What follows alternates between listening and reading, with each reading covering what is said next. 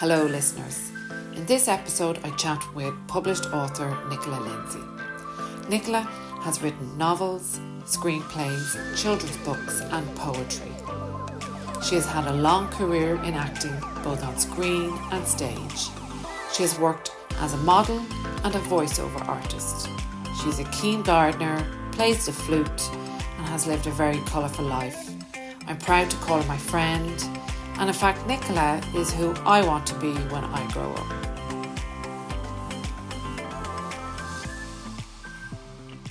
Hi everybody, I'm here with Nicola Lindsay in her lovely home just outside Gorey. Nicola, thanks so much for allowing me to interview you for my Being Brilliant podcast. And of course, it is your first podcast, but you're no stranger to interviews, and you've been interviewed, I believe, by some of the greats, some of the Irish greats. Oh, yeah. So don't think I'm going to measure up as well. But who have you been interviewed by so far? Well, there was the bold Jerry Ryan, Rant Tubridy, and I can't remember people on breakfast shows, Yeah. that sort of thing. And East Coast Radio, and BBC Cambridge when I was home visiting my mum, which was fun. The chap who was interviewing me, there was an emergency and he had to leave the studio, leaving me in a totally empty studio to talk to the microphone. And that was a bit alarming. Oh my gosh, that was weird. Yeah, it was. Yeah, very weird. God, yeah. I didn't enjoy that experience very much. Tell me, what was Jerry Ryan like? Because I was a huge fan of Jerry Ryan. Oh, he was lovely. He was absolutely lovely. I was working as a medical secretary, and he came to the place where I was working as a patient, and we started chatting in the waiting room, and he found out that I was writing poetry, and he invited me on the programme, and there was a particularly naughty poem called Nymph's Request, which was really quite racing. Of course, that was right up to Jerry would have loved that. Yes, he loved that. Yeah. And we sort of took off from there. But he was really nice. He was, I felt he was a kind person. Yeah. A nice person. Yeah. I found him hilarious. Yeah, and very entertaining. Yeah, absolutely. Yeah. So why don't we start? And of course, let's tell our listeners a bit about you, Nicola. How would you describe, if somebody said, what do you do or what are you most proud of? What would you say? How would you describe yourself? Gosh. I don't know really. I've been all sorts of things during my life, and it was only in my 50s that I started writing. And I think I am proud of having had books published, novels published. And I'm proud of producing 3 daughters who haven't, sort of gone down the tubes in any way. They've been great. They're great girls. Yeah. And I love my poetry. I get pleasure from going back and rereading stuff that I wrote quite a few years ago. And I think all women suffer from lack of self-confidence in a way. And certainly I do. And going back recently over some of my poetry, I've been quite impressed and thought, that's not bad. Yeah. And pleased that I felt that way. Yeah. Where did you think your love of writing came from? When I was, my first husband was working for Guinness, and we were sent to Nigeria for 5 years. Yeah. And we happened to be there during the Biafran War, which was a really difficult time. And I wrote, because my parents were obviously worried, and they were hearing the BBC reports, which weren't always accurate. And I wrote long, sort of diary-type letters to reassure them, really, and enjoyed doing that. And when I went home at the end of the 5 years and visited my mother, she said, you can write quite well. I know I'd enjoyed writing essays at school. I was always in trouble at school. and I was very naughty. Yeah. But I did enjoy essay writing. Yeah. So perhaps it went back to then. Yeah, yeah. And so where did you grow up?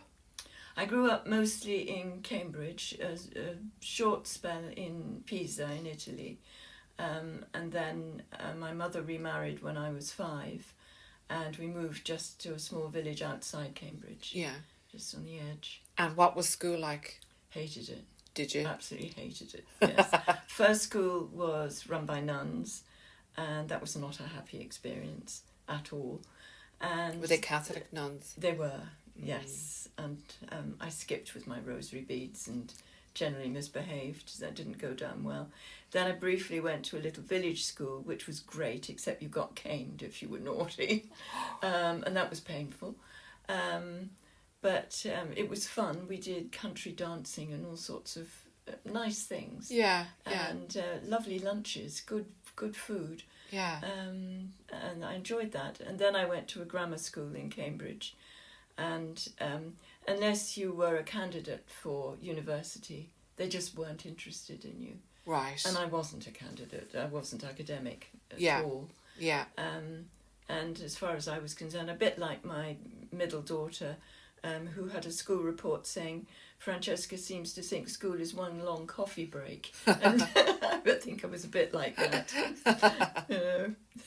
So had you any idea leaving school what you were going to do with your life? Well, I had polio quite badly when I was 13.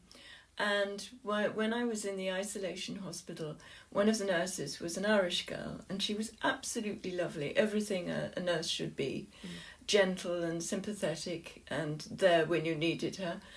And I was so impressed by her, I decided then I wanted to be a nurse. So that's what I did. Yeah. And where did you nurse? In Guy's in London. Guy's Right, Hospital. yeah. How long would it take to train back then? 3 years. Yeah. And then if you wanted to get your hospital badge, you stayed on another year as a head nurse. Yeah. But I got married instead and came to live in Ireland. How old were you when you got married? I was 21. That's quite young by today's standards. Was that considered typical back then? I think quite a lot of my friends were married young. Yeah. Yes. And I think it was young, and part of it, when you look back, the silly mistakes you make, I think I wanted to escape my parents' clutches apart from anything else, and I didn't want to be told what to do. The guys was very strict. How you wore your uniform, no makeup, no jewellery, no nail varnish, your stocking seams had to be straight, all that stuff. And your room was inspected every week to make sure that you had no clothes sitting on the chair, or you didn't have more than 5 things on your dressing table. I mean, wow. Incredible. Gosh, very different nowadays. And yeah. I just fancied being a married woman and making hay, I think. So with the understanding that once you got married, you'd actually give up the job, was that typical of the time? Well, yes, because I moved to Ireland, to Dublin. Yeah. Because my husband was based with Guinness Island. Yeah. And then kids followed soon after? Or? Well, 2 years later, when we were in Nigeria, my first daughter was born. And then there was a gap. And after I remarried, then I had 2 more daughters. Yeah. So going to Nigeria as a young woman in your early 20s, it must have been amazing. Oh, it was so exciting. Yeah. I remember we chose to, you could go by ship or by plane, and we thought we'd acclimatise and see a bit more of Africa by going by ship. And I just remember the first stop in Africa. I can't remember if it was Gambia, I think, or Sierra Leone. I can't remember now, but I remember the smell of wet, hot vegetation and the beautiful colours, and there's these marvellously dark-skinned people, and the way the gold glinted on the women, and the beautiful colours, and how they carried these enormous weights on their heads, but so upright, very stately, like ships sailing along. And I just fell in love with the idea of Africa. It was just extraordinary. It was totally out of anything I'd ever experienced before. And I imagine it completely different to the Ireland that you left. The grey, rainy, cold, damp Ireland. Yes. And it must have been an attack of the senses in every way. Yeah, it really was. And the food, you know, and the butterflies and the lizards. And there weren't any large animals. They'd all been killed off, unfortunately, in West Africa, you know. But... yes, and the palm trees and the way everything grew so quickly. I remember my first week, I had a pawpaw for breakfast, and it was so delicious. I saved the seeds and planted some seeds, and 9 months later I was picking the fruit off that tree. Wow. It was crazy. Wow. Yeah.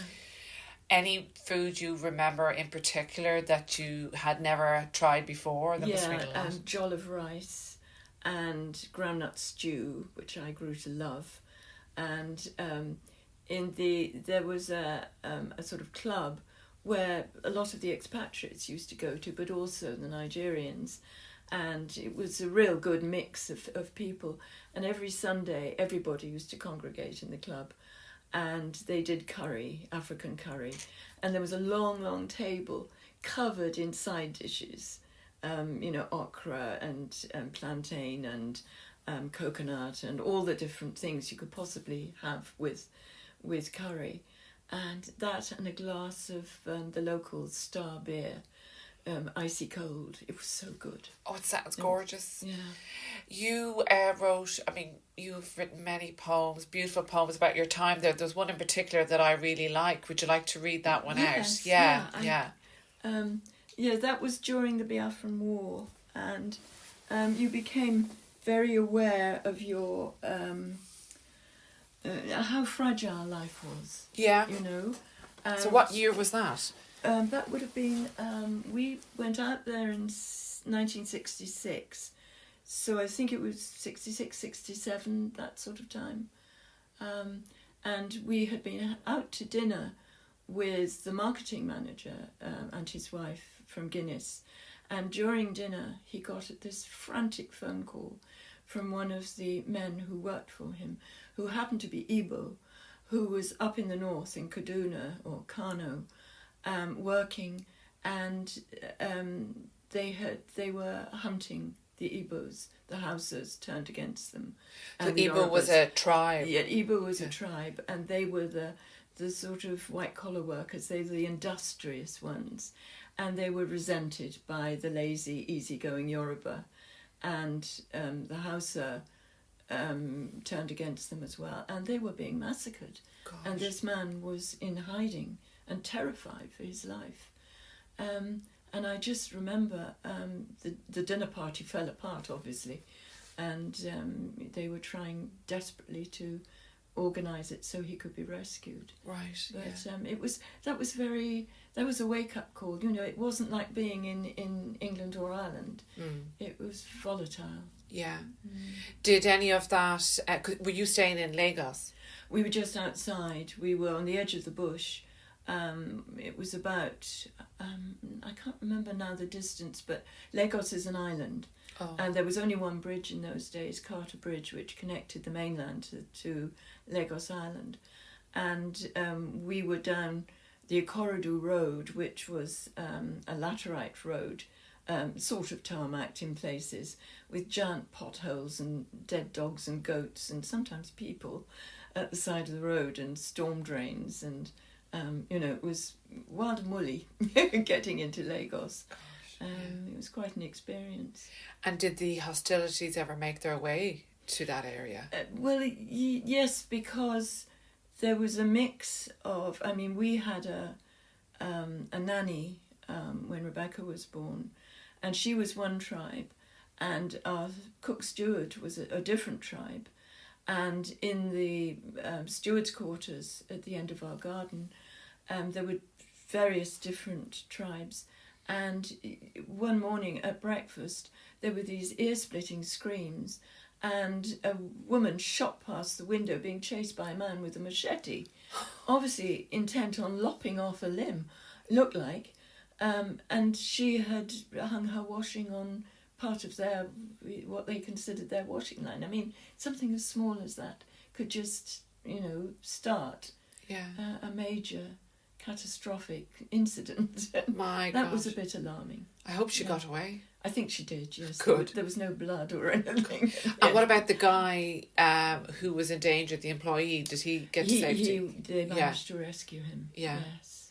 So was your husband, he was working there in the capacity of working for Guinness? Yes, he was an underbrewer. So he was on the brewing side of the Guinness. Yeah, they like Guinness in Nigeria. They loved it, and they were very lucky, quite by accident.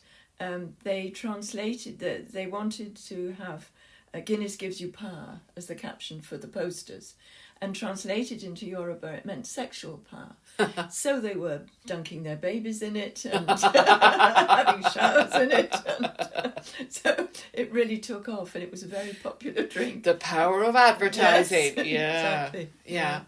So this poem, can you explain to me what this poem is about? Well, it's just as you said, being assaulted by all the smells and tastes and colours, and the effect it had on me. And the last line in it is just, I wanted it to be a hint that all is not happiness and, gaiety and light. It was a troubled country, very troubled. Mm-hmm. So I called it Evening Africa. Mm-hmm. The damp, hot smells of evening Africa, wet, warm vegetation, and the odour of decomposition, frogs croaking out their love songs in hidden storm drains, stars, incredible in their unrealised number and intensity, making the wide skies velvet dark, yet more beautiful. Unceasing insect thrumming night sounds, scent of jasmine drifting through doors and window, and the ghostly frangipani glimmering palely in the depths of the garden.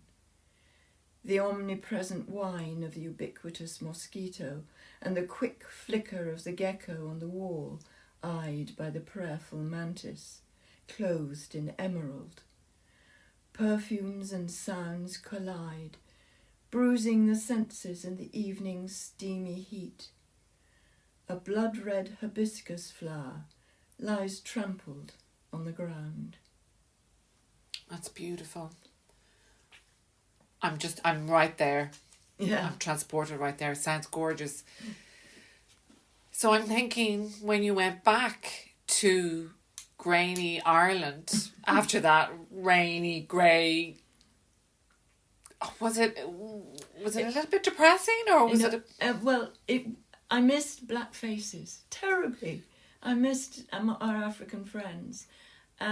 Would have been very little diversity in Dublin City back then. Very little. You hardly ever saw a black face. And actually, there were lots of things that I had missed, like the proper seasons and Cox's apples, and the sort of lovely coolness of a autumn or a spring evening, and the silhouette of bare trees against a sky. It was we were all palm trees and greenery all year round. Oh, you Africa. poor things! Yeah, to have to look at that outside the window. So there were things actually, and seeing our friends again, and family. That was lovely. Yeah. So was it at that point then you decided to get into the modelling? Well, that was quite by accident, because when we came back, everybody was on strike. There was a coal strike, a newspaper strike, a bank strike, and a couple of other strikes as well. And so I couldn't get a paper to find out what jobs were going. And I had lived in Italy before I got married, and I had some beautiful Italian clothes. And a friend, seeing me decked out in one of my Italian suits, said, "You ought to try modelling." So I toddled along to Miriam Woodburn, who was the agent for modelling, and I lied through my teeth and said, "Oh yes, I've modelled in Italy." And she said, "Right, model what you're wearing." So I staggered down the long room towards the mirror and back again. and she smiled slightly and said, "I'll give you 10 out of 10 for brass neck, and I'll take you on a 3-week crash course."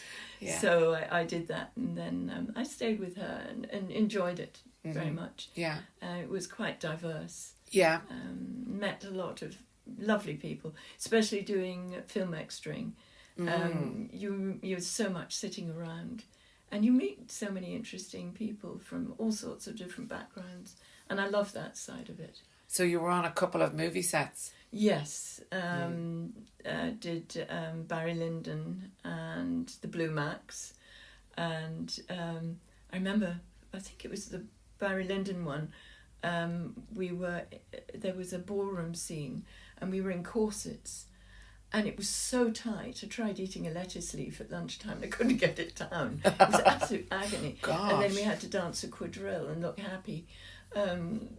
That was, it's mixed experience. Would this mainly have been out in the Ardmore Studios? That was in Dublin Castle, that scene. But there was a lot in Ardmore. Zardos, which I did. That was a lot in Ardmore and in Bray, in a lovely house and garden there. So who were the stars of Zardos? That was Sean Connery and Charlotte Rampling. Right. What were they like? Sean Connery I didn't warm to very much, but Charlotte Rampling was lovely, absolutely lovely. She had her children with her and a nanny, and she was just nice, down to earth and friendly and normal. It must have been so exciting to be there watching these famous stars, watching the movie guys at work with all the equipment and everything. I think the thing that struck me was how everybody's basically the same, Yeah. When you see them relating to other people and their friends and the talk, it's just like everybody else. They're not that special. Yeah. Some of them can act very well. Yeah. But I was bowled over by the crew, the brilliance of the set, the people who put up the sets and the painters and the chippies and and they were just so professional and so capable and so quick what they achieved, the effects were amazing. I found that side of it fascinating. So, because you've been in a good few movies, you were in Fair City, I believe, looking back over all those productions, was there one that kind of stands out that you really enjoyed or that you're most proud of? I don't know. I think from the acting point of view, I'm most proud of some of my stage work. There was a play called The Clean House that was put on in the New Theatre in Temple Bar, and we had a 2-week run, and with matinees on Wednesdays and Saturdays, so it was quite full on, and we were living in Moon out in Kildare, so it was a trek in every day, and I just liked the whole experience, but I also suffer from terrible stage fright and fear of forgetting my lines, and I've never been one of these people who can learn lines easily. I really have to work at it, and there was only one night when I almost forgot my lines, and I just remember that feeling of being completely petrified and thinking, oh Lord, big pressure, isn't it? Yeah. And I asked somebody afterwards in the audience, did you notice a silence then? They said they hadn't. Yeah. But to me, it seemed like sort of 10 minutes, with me gaping like a fish. I suppose I've done a tiny bit of acting myself, and one thing that I realised once was nobody else knows what's the next, unless it's a really famous play. Nobody knows what's coming next. So, you could probably bluff and get away with it, and nobody would notice. Yeah, as long as you keep in character. Yeah. You might throw the poor person who's looking for the cue. And so throughout this, you continue to write. You've all your life you've been a writer, so you've had many articles and books published. What's your favourite writing genre and style? Well, all my novels are different, so I think my favourite is the one I'm working on at the moment. I've tried to avoid being categorised as just chick lit. Not that there's anything wrong with chick lit. No, I love chick lit personally, yeah. But because of the poetry possibly, I try to make my descriptive sections of books almost literary, in that I really try to write well. I try to write the best I can. Yeah. And I know when the first 2 or 3 came out, the reviews were quite nice, and they pointed that out, that the standard of writing was good. Mm-hmm. And having been so naughty at school and always being in trouble, it was rather nice to receive praise. Yeah. And people appreciating what I'd been doing. Yeah. You wouldn't have got that from the nuns. No. No. So what's your process when you are writing, or have you a process? Have you a pen and paper nearby when you get inspiration, or do you sort of plan to sit down and read or to write? Well, what starts off a desire to write a particular novel sometimes is something I've read, sometimes it's something I've heard, or life experiences. Just lying in bed in the middle of the night and thinking, gosh, that would make a good storyline. Things crop up.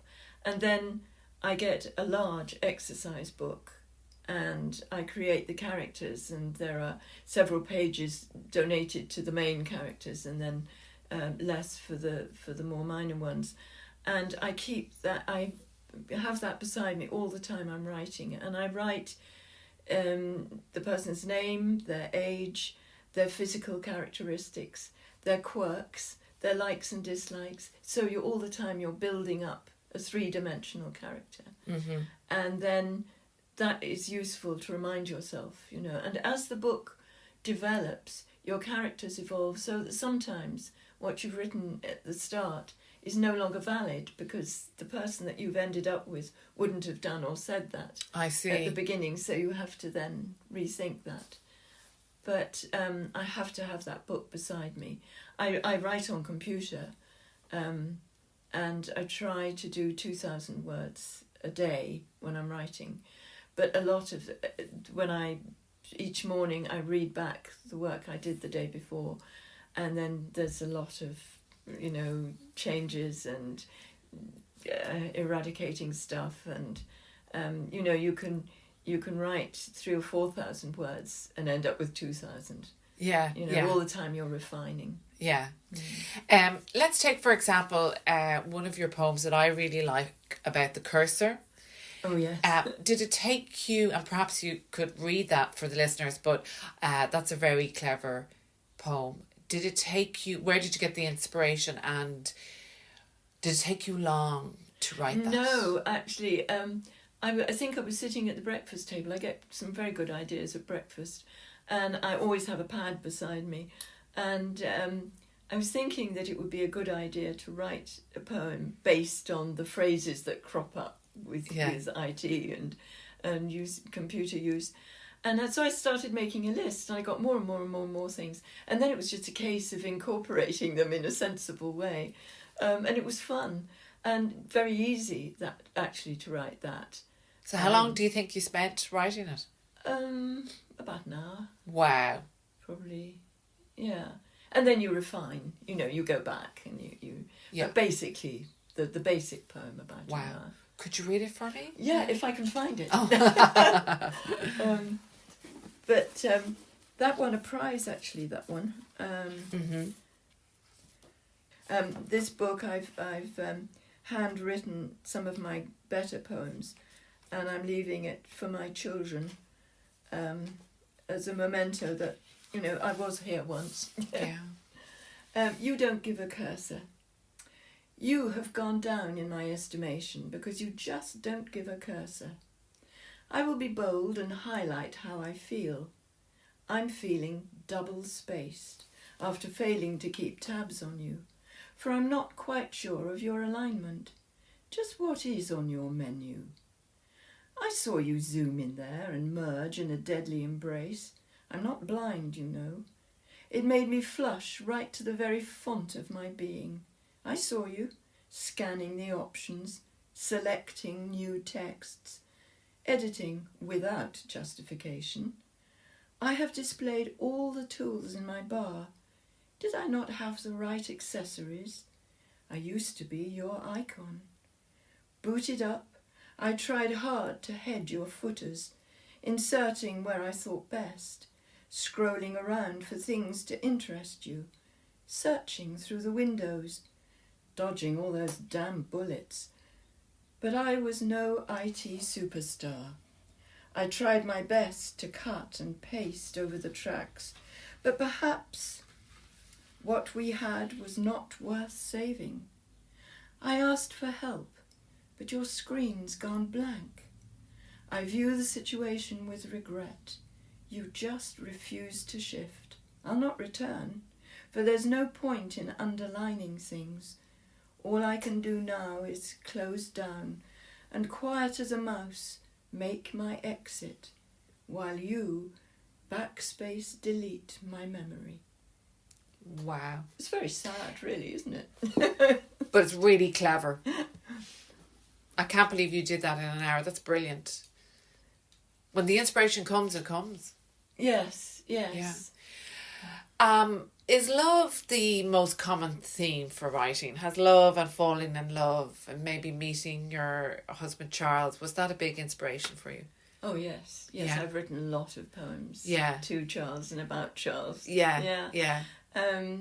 Yes, I mean, falling in love is such an all-encompassing event, and it can just knock you off your feet. Yeah. And it's such a lovely feeling, just to be so engrossed in somebody else and to get so much pleasure from somebody else's company. And being in love is good. Yeah. And of course, it's been written about, it's been sung about so much, but everyone is different. Yes, you know, and it's a very personal experience for everybody. Yes. Yeah. Is there any particular poem about meeting Charles or your time with Charles that's sort of... Well, there was one poem, our first holiday. We went to Greece in the early days, and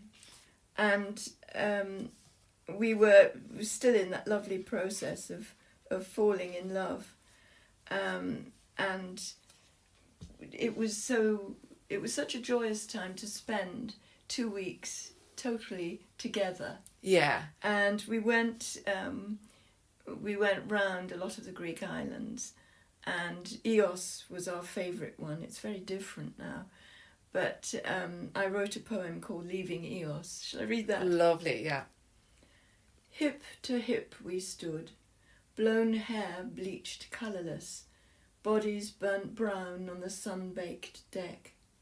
We watched her fade, become featureless, dissolving in the soft sea haze. Our island of 1,000 steps, domed white icing sugar churches, cactus and wild thyme, and secret wave-washed bays, where Homer sleeps and Adonis and Dionysus live on. We passed scattered rocky islands, dark bony silhouettes against the wind-cobbled water that glinted sapphire and emerald, our foaming wake spreading behind us like fragments of torn lace. We eased the regret of leaving by remembering our growing together there, while dancing dolphins stitched the sea below. That's beautiful. I want to go straight on the next airplane going to Eos now. Yes, it was a magic time. Oh, it really was. Beautiful. Tell me about the time in your acting career you did, you were extra and you had small parts and you did voiceovers and you used to do some training videos, isn't that right? Oh, yes. Is there a funny story about a training video? Yes, I did. I think it was St. John Ambulance Brigade as well, and possibly Red Cross, I can't remember now. But in one video, I was the person collapsing and having a stroke or a heart attack. And in another video, I was the one administering the CPR and the, whatever was needed. And about, 6 months, a year after the latter one video that was made, I had a hip done, and my hip displaced suddenly one evening, and it was absolute agony. And when the paramedics arrived, the man said, "Oh, I know you. I've just watched a video with you administering first aid." So he knew what to do because he'd seen it from the expert, right? Well, yeah, except I haven't been doing a hip one. But, so that was strange. But oh golly. Oh gosh, that was not a happy event. Oh dear. Well, hopefully, this next question, maybe people find it morbid, but as you know, I'm a celebrant, so it's something that I do think about probably a little bit more than the average person. But as we get older, we're coming into the time where we've probably got a little bit more life behind us as what's ahead of us. Well, I hope to God I've got more ahead of me. You're not sure you have the energy to go through all of that again, you know. Do you worry about dying, or do you think about your death at all? I don't worry about being dead, but I worry about the manner of dying. I would like to die quietly and suddenly and possibly without pain, please. In my sleep would be nice. But very few people are permitted to go like that. I hate the idea of not being in control of myself and being dependent on other people, and sometimes not very sympathetic people in hospital. That scares me. But in terms of the death itself, do you think that you're going to go to a better place? Do you believe in an afterlife? No, I really don't. I do believe that you can't explain everything away, so I may be totally wrong, but the sort of cerebral part of me just can't accept the possibility of an afterlife. To me, it just doesn't seem just possible or plausible. Yeah. So, have you thought about your funeral at all? Yes. I want everybody to wear bright colours. Lovely. And I want a willow casket with flowers woven into the willow, like my lovely dead brother had at his funeral. And I want beautiful music, Bach and Mozart, and I want Charles. I'm hoping to die before Charles. We argue about that one. I'd like him to say a few words. Yeah. And to say, to confirm he thinks I'm a valid human being and worthwhile. He certainly does. And it would be nice, for him just to say a few words. Yeah. Anything you've written that you'd like, any of your poems that you've written, would you like read out at your funeral? There's a poem I wrote to my 3 daughters. Oh, yeah. Which I have to include it in this collection I've got. But it's more or less saying, yes, you can miss me, but don't make yourselves miserable, and I've tried to lead a decent life, and you're all great, you're all on the right path, but try and do better than I did, and that I love them. Really. And they're all fine. They're all doing well. Yes. They're living full lives and useful lives. Yeah. So what do you think your legacy is? A few books. Or will be. My children. Yeah.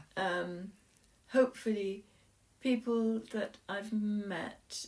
I've tried to be, how the world seems to be divided into helpers and people who are just interested in their own well-being.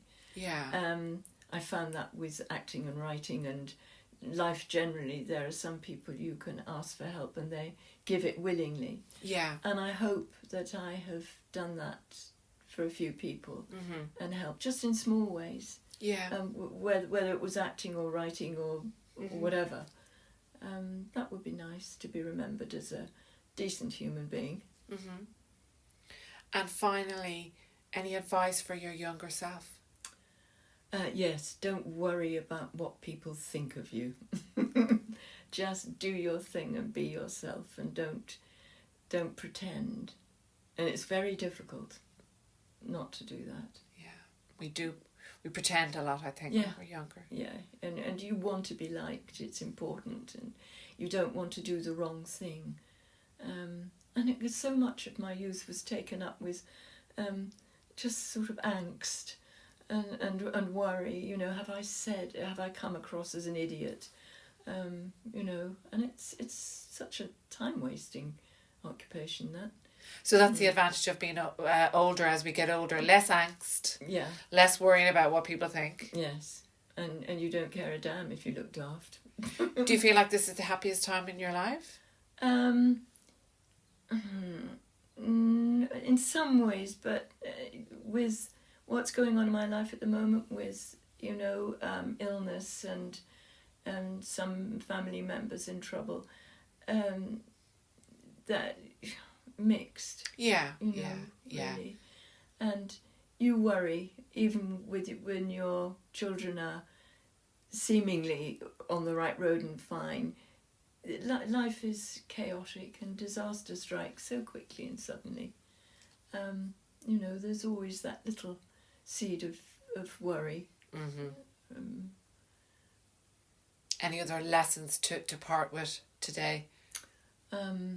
Sing a lot, dance a lot, and laugh a lot.